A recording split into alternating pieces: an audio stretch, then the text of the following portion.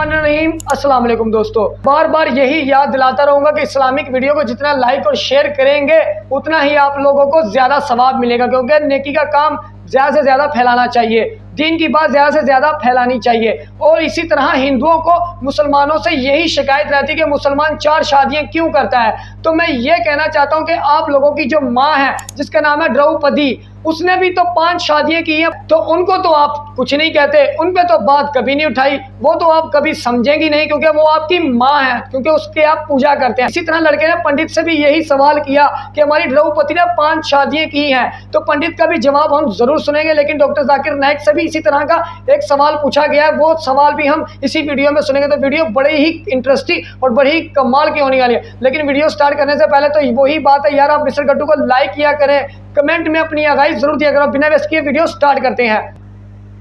द्रौपदी का 5 पति हैं। द्रौपदी 5 पुरुषों की पत्नी थी। द्रौपदी ने तो ये कहा कि मेरे पति में ये भी गुण हो, ये भी गुण हो, ये भी ऐसा भी हो, ऐसा भी हो। शंकर जी बोले एक में तो 5 नहीं होगा, पर 5 अलग अलग हो जाएंगे। ये 1 साल 11 महीने कुछ दिन एक पुरुष के संग रहेगी, उसके बाद फिर दूसरे के संग रहेगी। जब ये एक पुरुष से दूसरे पुरुष के संग जाती थी तो ये कुंवारी हो जाती थी। द्रौपदी माँ के गर्भ से प्रकट नहीं हुई, द्रौपदी अग्नि से प्रकट हुई। मेरा सवाल है कि माँ द्रौपदी का 5 पति हैं, तो जैसे माँ सती जो है शंकर भगवान को पाने के लिए तपस्या की थी, तो क्या ये भी तपस्या की थी कि हमारा 5 पति हो? तपस्या ऐसी की थी, माता द्रौपदी ने भगवान शंकर जी से तपस्या करके प्रसन्न किया जी। शंकर जी ने कहा क्या वरदान चाहिए? द्रौपदी ने कहा हाँ कि मुझे ऐसा पति चाहिए जो बहुत सुंदर हो जी। फिर ऐसा पति चाहिए जो बहुत बड़ा धनुर्धारी हो जी।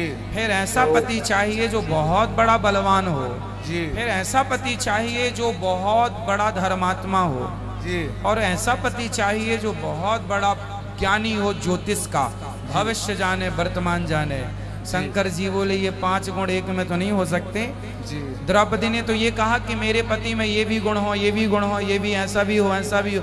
5 गिना दिए। शंकर जी बोले एक में तो 5 नहीं होगा, पर 5 अलग अलग हो जाएंगे अब तुम्हारे। जैसे तो 5, लेकिन द्रौपदी जो है वो सामान्य स्त्री नहीं है, अग्नि से प्रकट हुई हैं और वो अग्नि से प्रकट हुई हैं, वो योनि से प्रकट नहीं हुई। जैसे हमारा और आपका जन्म योनि से होता है, द्रौपदी अग्नि से प्रकट हुई हैं। उनमें 5 कन्याएं हैं, वो जब चाहे अपने आप को कुंवारी कर सकती हैं, ऐसी सामान्य स्त्री नहीं है।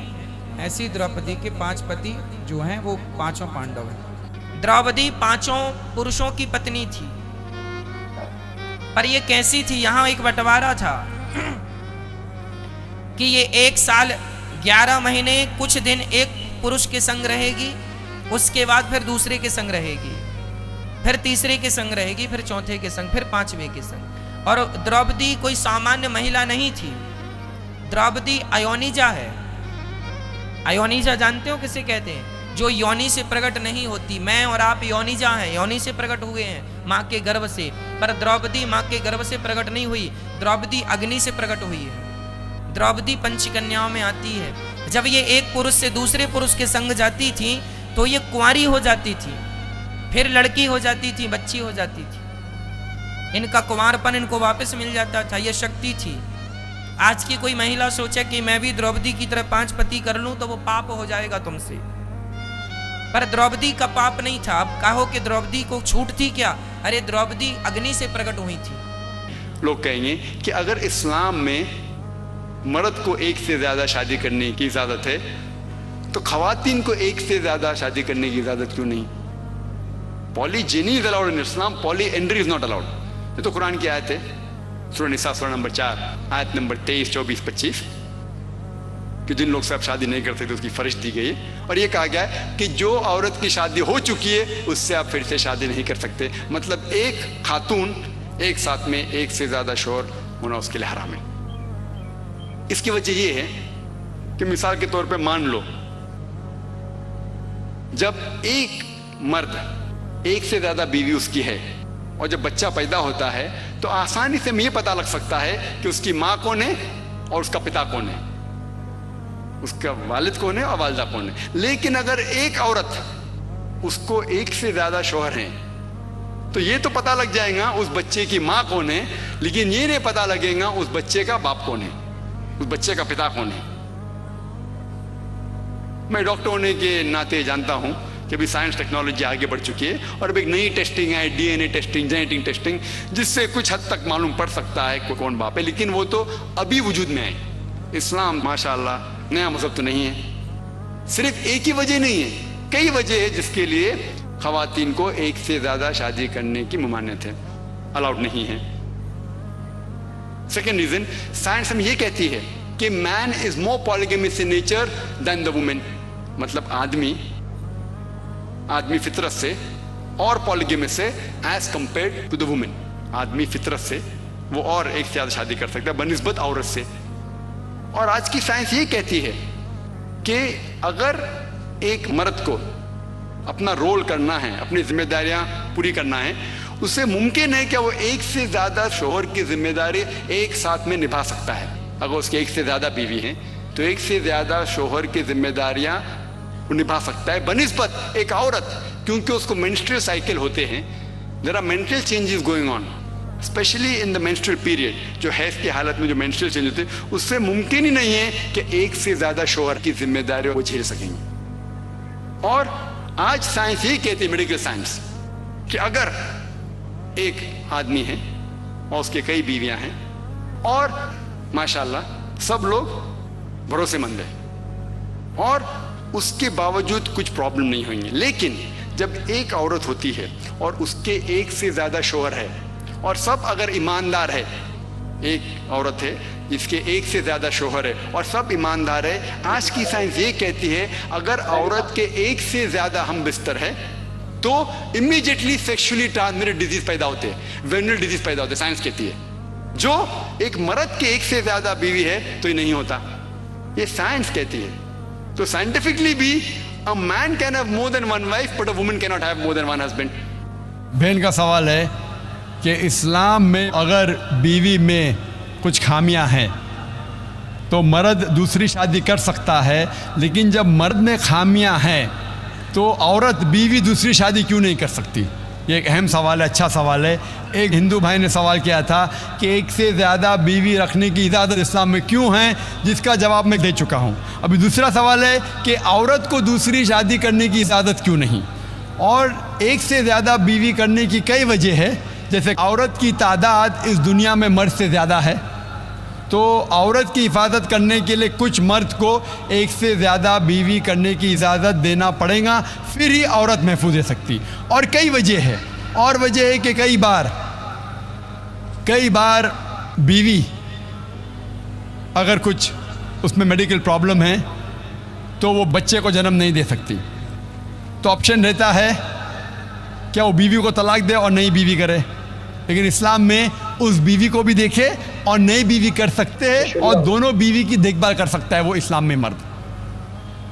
इसी तरीके से अगर कोई औरत एक्सीडेंट हो सकता है और अपने शोहर को सेटिस्फाई नहीं कर सकती, तो दो चीज़ें हो सकती, वो बीवी को तलाक दे और नई बीवी करे, या पहली बीवी जिसका एक्सीडेंट हो चुका है, जो अपाहिज हो चुकी है, उसको रखे और दूसरी बीवी करे। अगर मेरी बहन अपाहिज हो जाती है तो मैं पसंद करूँगा कि उसका शौहर उसे रखे और दूसरी शादी करे बनिस्बत उसको तलाक दे।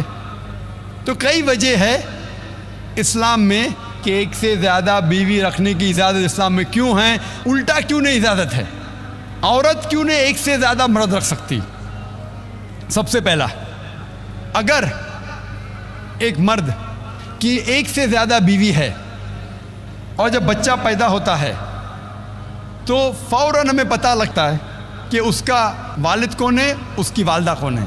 लेकिन अगर एक औरत के एक से ज़्यादा शौहर है, एक औरत के एक से ज़्यादा शौहर है, अगर बच्चा पैदा होगा तो वालदा का तो पता लगेगा, वालिद का पता नहीं लगेगा। और आप जब स्कूल में जाएंगे और स्कूल में प्रिंसिपल पूछेगा वालिद का नाम क्या है, कि आपको दो नाम देने पड़ेंगे। इसीलिए इस्लाम में एक बीवी के एक से ज़्यादा शौहर होने की इजाज़त नहीं। ये सूरह निसा की आयत है, सूरह नंबर 4 आयत नंबर 23 और 24 और 25 में, कि शादीशुदा औरत फिर से शादी नहीं कर सकती। और कई वजह है, हम जानते हैं कि साइंस और टेक्नोलॉजी बढ़ने के बाद आज डीएनए टेस्टिंग के हिसाब से हमें पता चल सकता है कौन वालिद है कौन वालदा है, लेकिन ये तो अभी रिसेंट डिस्कवरी है, इतने साल पहले तो पता नहीं था। और ये एक सिर्फ वजह नहीं है, ये भी 100% डेफिनेट नहीं है, बट मान भी लो 100% डेफिनेट है, ये एक वजह नहीं और कई वजह है। आज साइंस ये कहती है कि man is more sexual as compare to a women, a man is more sexual biologically as compare to a women. तीसरी वजह है कि एक आदमी मल्टीपल शोहर की जिम्मेदारी संभाल सकता है, एक से ज़्यादा शोहर की जिम्मेदारी संभाल सकता है, लेकिन औरत एक से ज़्यादा बीवी की जिम्मेदारी संभाल नहीं सकती, क्योंकि एक औरत में मेंस्ट्रुअल साइकिल होता है। Due to the menstrual cycle उसकी जहनी हालत बदलते रहती है, due to the estrogen level going up and down. कोई भी डॉक्टर से पूछिए, वो कहेगा कि during this period it is difficult for her to maintain a balance. और मान लो कि जो वजह मैंने कहा कि आदमी एक से ज़्यादा बीवी कर सकता है। तो यार वीडियो बड़ी ही कमाल की और बड़ी ही मज़ेदार और मालूमाती वीडियो थी। मुझे उम्मीद है कि आप लोगों को बिल्कुल समझ आ गई होगी, क्योंकि वीडियो पूरी देखेंगे तो मुझे उम्मीद है कि आप लोगों को पूरी ही समझ आ जाएगी, क्योंकि ये बड़ी ही मालूमाती वीडियो है जो डॉक्टर जाकिर नाइक ने बड़े ही कमाली और बड़े ही खूबसूरती के अंदाज से जवाब दिया और बड़े प्यारे अंदाज से समझाया, हमें सारी बातों को लेकर चल गए। लेकिन अगर आपको वीडियो अच्छी लगी हो तो लाइक कमेंट सब्सक्राइब करना बिल्कुल मत भूलिएगा। तब तक हमें इजाज़त, अल्लाह हाफिज़।